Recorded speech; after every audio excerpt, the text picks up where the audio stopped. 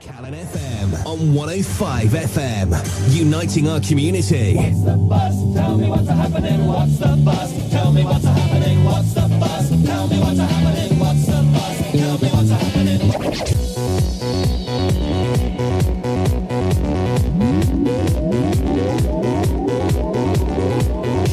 So, yeah, on Tuesday this week, Tuesday the 14th of June, it saw the opening of Theatre Clwyd's summer production. And this year's offering is Shakespeare's Much Ado About Nothing, and certainly has much to celebrate.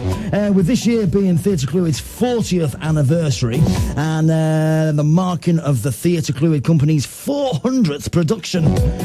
This is also the directorial debut of Theatre Clwyd for the new artistic director, Tamara Harvey. By judging of the quality offered to the audiences, I think the theatre is in pretty good hands indeed. Tamara actually began her career at Shakespeare's Globe Theatre in London, and one of her first major productions was an all-female version of Much Ado About Nothing. But Tamara has decided to set this production in 1960s Portmeirion, bringing a little bit of Italy to Wales, giving the whole production a contemporary feel with fantastic original music played intermittently throughout the whole thing. And one of the biggest surprises for regular visitors to the Anthony Hopkins Theatre was the positioning of the auditorium, introducing for the first time in the theatre's 40-year history traverse staging with half of the audience positioned on the stage. It did beg the question, why don't you just do the production in the Emlyn Williams Studio Theatre next door? But it certainly gave the whole production an interesting twist. Seeing some of the audience actually on the stage giving a cabaret club feel to the whole thing, and at times interacting with the cast. The set was designed by Janet Bird, who earlier this year designed Cat on a Hot Tin Roof for Theatre Clwyd. This is very much an ensemble piece, with me tipping my cap to every member of the cast. But a special mention must go to the awesome John Ram, who plays Benedict, and the outstanding Lisa Palfrey playing Beatrice, giving any young actor a masterclass in how to play Shakespeare flawlessly. Superb, that's all I'm saying. I caught up with South Walian actor Steven Meo at the after-show party, and Steven now has become a regular fixture at Theatre Clwyd these days, not just as a performer but as an associate as well. And as a popular television actor, people might recognise him from roles in High Hopes, Baker Boys, and Gavin and Stacey, to name just a few. And I started asking Steven, in his opinion, what was the most important thing to keep audiences coming to see Shakespeare in Wales. If it's done well, it's more accessible than you think, you know. Shakespeare's not meant to be read, I think personally. I think it's meant to be performed. It's meant to be watched. It's meant to be indulged in. He was writing for people at the time, Elizabethan times. The majority of them were illiterate. They were never going to get the nuances of language that he does use superbly. But for the groundlings, they just wanted to see a bit of bawdiness, you know, the double entendres, the sexiness of it. And it's throughout all of his work. I think you see so much bad Shakespeare. I think a lot of people, a lot of directors miss the point. Yeah.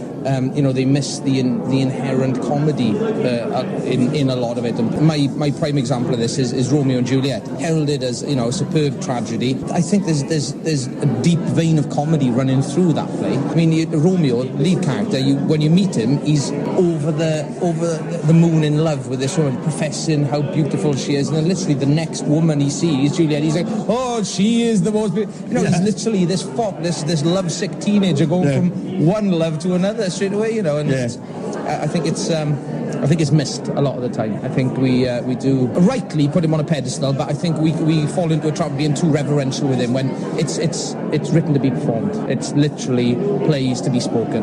You've got a very intelligent audience here, which is always nice to play to as an audience, as an actor. You know, they get stuff. They know the whole concept of theatre going, and not a lot of, you know, you don't get a lot of theatres where you get that. Yeah? This is the 400th show, isn't it? The 400th show of the Theatre Clwyd Company. Oh, is it? Yeah. Oh, I didn't know that. The 400th and then the 400th year of Shakespeare after his death. Yeah.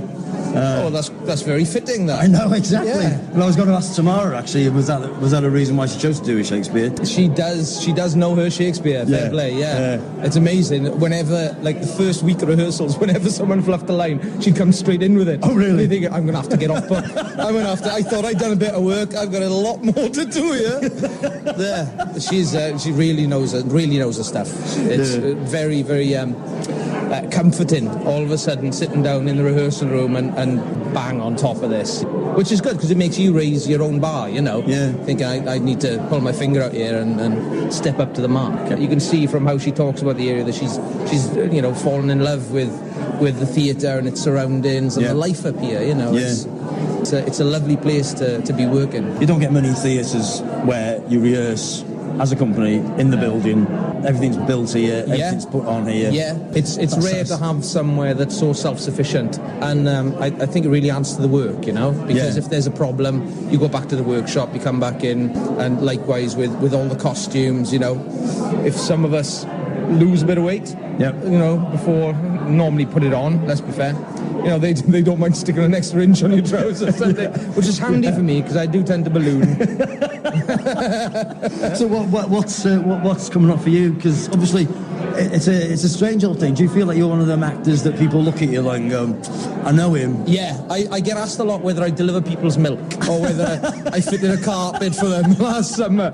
Were you a red coat in Butlins in 1995? No, I do have quite a sort of distinctive face, so people do tend to go, I'm sure I know him from somewhere. But or with my hair at the moment, I'm sure I know her from somewhere. And I got to ask you before we finish, the football.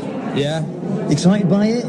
I'm a rugby boy. I mean, don't get me wrong, whenever my country's playing anything, I express an interest. And yeah, I'm more excited about this than I was about the World Cup, especially with Wales playing, you know? Yeah.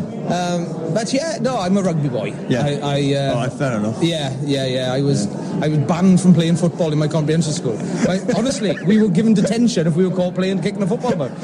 My PE teacher, honestly, he'd walk up to us and go, what are you doing with that overinflated ball, boy?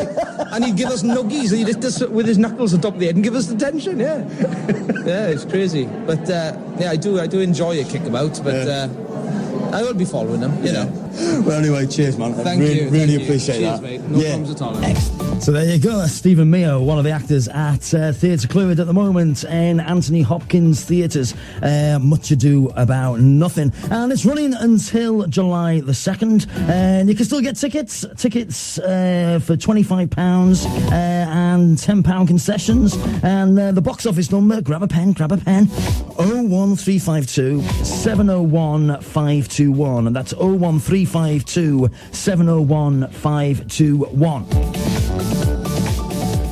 And also, for anybody in the vicinity, the International Ice Deadford is...